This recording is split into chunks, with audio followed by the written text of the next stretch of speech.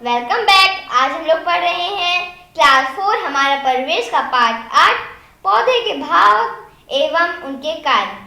हम अपने आसपास विभिन्न प्रकार के पेड़ पौधों को देखते हैं। उनमें से कुछ बहुत बड़े होते हैं तो कुछ बहुत छोटे।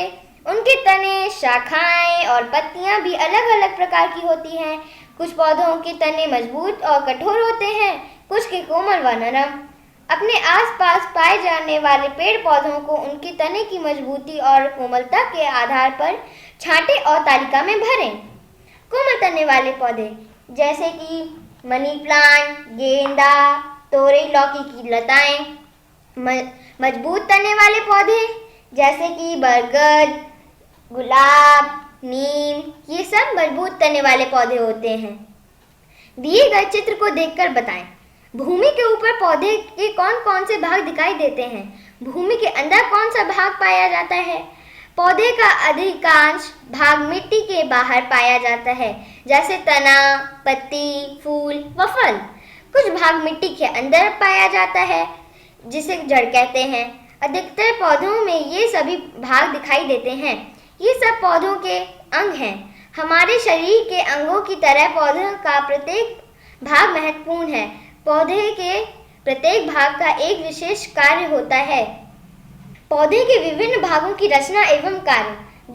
जड़ को हम अंग्रेजी में रूट कहते हैं। जड़ भूमि के नीचे पाई जाती है। इसकी सतह पर छोटे छोटे रोए पाए जाते हैं, जिन्हें हम मूलरोम कहते हैं।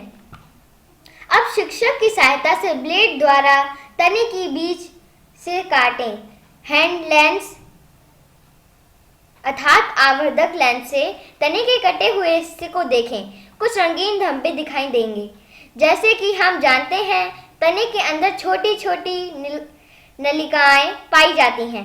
यही नलिकाएं रंगीन धब्बों के रूप में कटे हुए तने में दिखाई देती हैं। आवर्धक लेंस की सहायता से इन्हें स्पष्ट देखा जा सकता है। इन नलिका की सहायता से तना जल और पोषक तत्वों को पौधों के विभिन्न भागों तक पहुंचाता है। ये नलिकाएं पत्तियों द्वारा बनाए गए भोजन को भी पौधे के अन्य भागों तक पहुंचाती है। इसे भी जानें। कुछ पौधों में तने से निकली शाखाएं भूमि के अंदर धंस जाती हैं। भोजन संचित कर ये शाखाएं सिरों पर फूल जाती हैं। इन्हें भोजन संचित करने वाले भूमिगत कहते हैं, जैसे आलू, अदरक, हल्दी आदि। पत्ती को अंग्रेजी में लीफ कहते हैं। भूमि के ऊपर पाए जाने वाले पौधे के भागों में पत्ती एक महत्वपूर्ण भाग है। पौधों की शाखाओं पर पत्तियां लगी रहती हैं। अधिकांश पौधों की पत्तियां हरे रंग की होती हैं। पत्तियां का हरा रंग पर्णहरित मतलब क्लोरोफिल नामक वर्णक के कारण होता है। पत्ती का हरा चपटा भाग पर्णफलक लैमिना कहलाता है। इसकी दो सतहें होती हैं, ऊपर तथा निचली। इन सतहों पर छोटे छोटे छिद्र पाए जाते हैं, जिन्हें पर्णरंध्र स्टोमेटा कहते हैं। निचली सतह पर इन छिद्रों की संख्या बहुत अधिक होती है। इनकी छिद्रों द्वारा पत्तियां वातावरण से गैसों का आदान प्रदान करती हैं। इन्हीं के माध्यम से पत्तियां अपने सभी कार्य करती हैं। पत्ती के कार्य: प्रकाश संश्लेषण, वाष्पोत्सर्जन, श्वसन क्रिया। प्रकाश संश्लेषण, इसको इंग्लिश में फोटोसिंथेसिस कहते हैं। जिस प्रकार रसोई घर में भोजन बनाया जाता है, उसी प्रकार पत्तियां पौधों के लिए भोजन बनाती हैं। इसलिए पत्ती को पौधे का रसोई घर कहते हैं। पत्तियां सूर्य के प्रकाश की उपस्थिति में जल, क्लोरोफिल और कार्बन डाइऑक्साइड की सहायता से भोजन बनाती हैं। जड़ द्वारा अवशोषित जल तनों द्वारा पत्तियां तक पहुंचाता है। सूर्य के प्रकाश में भोजन बनाने की इस क्रिया को प्रकाश संश्लेषण कहते हैं। यह क्रिया केवल दिन में ही होती है। आपने यह तो सुना होगा कि पेड़ पौधे वातावरण को शुद्ध करते हैं। यह कैसे होता है? हम सांस लेते हैं तो हवा से उपस्थित ऑक्सीजन अंदर लेते हैं और उसके बदले कार्बन डाइऑक्साइड बाहर निकालते हैं। पर्णरंध्रों की सहायता से पेड़ पौधों की पत्तियां वातावरण में उपस्थित कार्बन डाइऑक्साइड गैस को प्रकाश संश्लेषण की क्रिया में अंदर लेती हैं और बदले में ऑक्सीजन गैस बाहर निकालती हैं। इस प्रकार संश्लेषण की क्रिया द्वारा पौधों से निकली ऑक्सीजन हमारे वातावरण को शुद्ध करती हैं। वाष्पोत्सर्जन मीन्स ट्रांसपिरेशन, जल द्वारा अवशोषित अतिरिक्त जल पत्तियों से वाष्प के रूप में बाहर निकलता रहता है। इस क्रिया को वाष्पोत्सर्जन कहते हैं। यह क्रिया पर्णरंध्रों के माध्यम से होती है। आइए प्रयोग करें। पौधों की एक शाखा को पत्तियों सहित पॉलीथीन की थैली से अच्छी तरह से बांधें। फिर इसे धूप में कुछ समय के लिए रखें। लगभग 2 घंटे बाद पॉलीथीन की थैली में पानी की बूंदें दिखाई देती हैं। जल की ये बूंदें कहाँ से आईं? वाष्पोत्सर्जन की क्रिया द्वारा निकली वाष्प पॉलीथीन से टकराकर ठंडी होकर पानी की बूंदों में बदल जाती हैं। ये बूंदें हमें पॉलीथीन के अंदर दिखाई देती हैं। चलिए अब हम लोग श्वसन के बारे में जानते हैं। श्वसन मीन्स रेस्पिरेशन। हमारी तरह पौधों में भी सांस लेते रहते हैं। सांस लेने की इस क्रिया को श्वसन कहते हैं। पौधे पर्णरंध्रों द्वारा श्वसन क्रिया में ऑक्सीजन गैस अंदर लेते हैं और कार्बन डाइऑक्साइड गैस बाहर निकालते हैं। यह क्रिया दिन रात होती है। फूल, फल एवं बीज, फ्लावर, फ्रूट एंड सीड। फूल पौधों का सबसे सुंदर व आकर्षक भाग होता है। हम अपने आसपास अनेक प्रकार के रंग और सुगंध वाले फूल को देखते हैं। सूर्य के प्रकाश में पौधे ऑक्सीजन बाहर छोड़ते हैं और कार्बन डाइऑक्साइड अंदर लेते हैं। आइए फूल के भागों को देखें। वायदल मीन्स सेपल्स। फूल के सबसे बाहर की हरी पंखुड़ियां को वायदल कहते हैं। ये फूल के अन्य भागों की रक्षा करते हैं। दल पेटल्स। फूल की रंगीन पंखुड़ियों को दल कहते हैं। यह फूल का सबसे आकर्षक भाग होता है। पुंकेसर स्टेमन।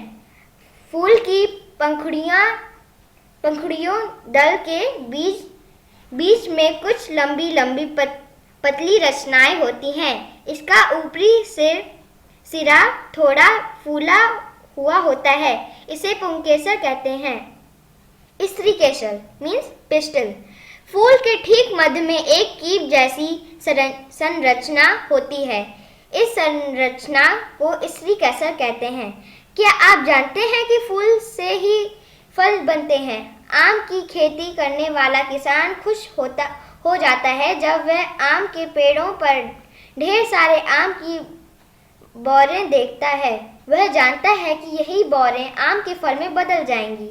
इस प्रकार फूल पौधे की वंशवृद्धि के लिए फल तथा बीज का निर्माण करते हैं। फलों के अंदर बीज पाए जाते हैं। फल बीज की रक्षा करते हैं। कुछ फलों में एक तथा कुछ में कई बीज पाए जाते हैं। अधिकांशतः पौधे बीज से ही उगते हैं। पौधों में अनुकूलन। क्या आप जानते हैं कमल का पौधा जड़ में कैसे रह पाता है? नागफनी के पौधों में कांटे क्यों पाए जाते हैं? वह स्थान विशेष जिसमें कोई पौधा उगता व वृद्धि करता है उसका वास स्थान कहलाता है। अलग अलग स्थानों में उगने वाले पौधों की रचना भी एक दूसरे से भिन्न होती है। अपने वास स्थान के अनुसार पौधे अपने विभिन्न भागों जड़, तना व पत्ती की संरचना में परिवर्तन कर लेते हैं। इसे ही अनुकूलन कहते हैं। आपने अपने आसपास विभिन्न प्रकार के पेड़ पौधे जैसे आम, बरगद, सरसों, गुड़ैल, गुलाब आदि को देखा होगा। इन्हें स्थलीय पेड़ पौधे कहते हैं। इन पेड़ पौधों के भागों की सामान्य रचना एवं कार्य हम जान चुके हैं। भिन्न भिन्न परिवेश जैसे मरुस्थलीय, जलीय व पर्वतीय में उगने वाले पौधों की कुछ विशिष्ट संरचना होती है। ये विशिष्ट संरचनाएं उन्हें उस विशेष परिवेश में रहने की अनुकूल बनाती हैं। तो अभी आपने अध्याय से सुना इस पाठ के बारे में। आओ जाने ऐसे पौधों की विशेषताएं। जली पौधे। चित्र में बने कमल, कुमुदनी, जलकुंभी के पौधे जली पौधे हैं जो तालाब में पाए जाते हैं। इनके तने लंबे, पतले, मुलायम व हल्के होते हैं, जिनमें वायु भरी होती है। वायु भरी होने के कारण ये हल्के व मुलायम होते हैं और पानी में तैरते रहते हैं। यानी कि जो पौधे पानी में तैरते हैं, यानी कि उनकी बनावट होती है वो इस प्रकार की होती है कि उनके अंदर वायु भरी होती है और वो हल्के होते हैं। इनकी पत्तियां हरी और चपटी होती हैं, इनकी सतह मोम जैसी चिकनी होती है, जिसके कारण उनके ऊपर पानी नहीं रुकता और ये सड़ते नहीं। मरुस्थलीय पौधे। मरुस्थलीय स्थान में पानी की कमी होती है। यहाँ पाए जाने वाले पौधे जैसे नागफनी, सतावर की पत्तियां कटीली होती हैं। कटीली पत्तियों से बाष्पोत्सर्जन की क्रिया बहुत ही कम होती है। इनका तना हरा, चपटा व गूदेदार होता है। चपटा गूदेदार तना भोजन बनाने तथा पानी संचित करने का कार्य करता है। ऐसा करने से पानी की कमी में भी पौधा जीवित रह जाता है। यानी कि यहाँ पर जो कांटे होते हैं वही असल में वो पत्तियां होती हैं। पत्तियों का ही परिवर्तित रूप कांटे होते हैं। पर्वतीय पौधे में पाए जाने वाले वृक्ष जैसे सदैव हरे भरे रहते हैं, सदाबहार वृक्ष कहते हैं, जैसे चीड़, देवदार। इन वृक्षों की आकृति शंक्वाकार होती है। इनकी पत्तियां सुई की तरह नुकीली होती हैं। ऐसी संरचना के कारण पहाड़ों पर गिरने वाली बर्फ इन वृक्षों पर रुक नहीं पाती और पेड़ सदैव हरे भरे रहते हैं। तो इस पाठ में हमने पौधे के भाग, उनकी बनावट और फूल के भाग, साथ ही पौधों का अनुकूलन, ये सब जाना। अब आप इनके जो प्रश्न उत्तर हैं इस पाठ के, वो आप वीडियो को पॉज करके इनको पढ़ेंगे और इनके उत्तर ढूंढने की कोशिश करेंगे। नहीं तो पाठ को दोबारा फिर सुनेंगे और इन प्रश्नों के उत्तर लिखकर अपने शिक्षक से जरूर जांच कराएंगे। चलिए फिर मिलते हैं किसी नए अगले पाठ के साथ। अगले पाठ का अध्ययन करेंगे, पढ़ेंगे और चैनल को आप सब्सक्राइब कर लें, क्योंकि यहाँ पर पढ़ने को मिलते हैं आपको अपने सभी पाठ और कविताएं। आप सभी को बहुत बहुत प्यार, बहुत बहुत नमस्कार।